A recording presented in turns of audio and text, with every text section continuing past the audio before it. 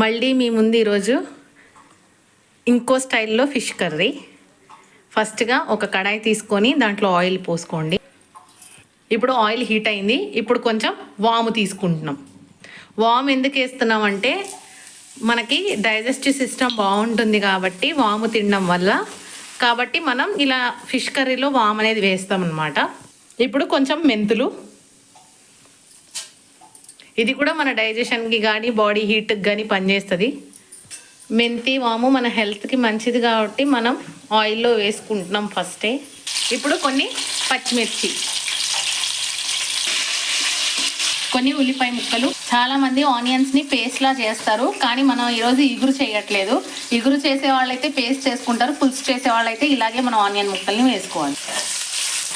ఇప్పుడు 2 ముక్కలు టమాటాలు తీసుకొని వేసుకుందాం.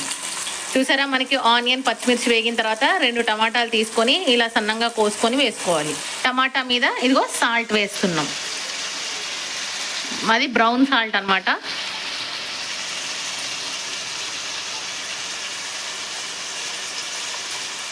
చిటికెడు పసుపు, టమాటా మీదే ఉప్పు, పసుపు, కారం అన్నీ వేసుకోండి. తగినంత కారం, దాని మీదే అల్లం వెల్లుల్లి పేస్ట్. ఇవన్నీ మిక్స్ చేయకండి, కాసేపు అలా ఉంచనివ్వండి. ఇవన్నీ ఇలా ఉన్న తర్వాత మనం మూత పెట్టి క్లోజ్ చేసుకుందాం. ఆఫ్టర్ 5 minutes మనం మిక్స్ చేసుకుందాం. ఇప్పుడు మిక్స్ చేసుకున్న తర్వాత బాగా ఇప్పుడు ఫిష్ ముక్కలు వేసుకుందాం. ఇప్పుడు మొత్తం మిక్స్ చేసుకోవాలి. ఫిష్ ముక్కలన్నీ వేసుకున్న తర్వాత అడుగంటకుండా మొత్తం మిక్స్ చేసుకోండి.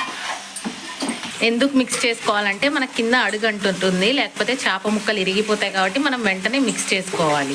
ఇప్పుడు బాగా మిక్స్ చేసేసుకున్నాం ఫిష్ని. ఇప్పుడు మనం వెంటనే బాగా అన్నీ పట్టేసిన తర్వాత పసుపు, ఉప్పు, కారం ఫిష్కి మనం వాటర్ పోసుకోవాలి ఫాస్ట్గా. మనకి ఫిష్ బాగా ఉడకాలి కాబట్టి మనం వాటర్ కొంచెం ఎక్కువే పోసుకోవాలి. ఇప్పుడు 20 minutes అయిపోయింది మనకి. ఇప్పుడు మనం పులుసు వేసుకుంటున్నాం.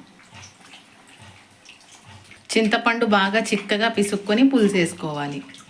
మేమైతే రొట్టెల మీద తింటాం ఫిష్. మీరు మామూలుగా బగారా అయినా చేసుకోవచ్చు, నార్మల్ రైస్ అయినా చేసుకోవచ్చు. ఇలా మనకు రొట్టెల రెసిపీ కావాలంటే మన ఛానల్లో ఉంటుంది, చూసుకోండి. టేస్టీ టేస్టీ రొట్టెల్లో టేస్టీ టేస్టీ ఫిష్ కర్రీ. చూడండి, ఇప్పుడు మనం పులుసు వేసాం. ఇప్పుడు మళ్ళీ కాసేపు మూత పెట్టుకోండి, ఒక 20 minutes. ఇప్పుడు ఆల్మోస్ట్ అయిపోయింది, చూసారు కదా ఫిష్. 1/2 hour తర్వాత ఇప్పుడు మనం కొత్తిమీరతో గార్నిష్ చేసేసుకుందాం. ఇంతే, టేస్టీ టేస్టీ చేపల కర్రీ రెడీ అయిపోయింది. మీరు కూడా ఎలా వచ్చిందో కింద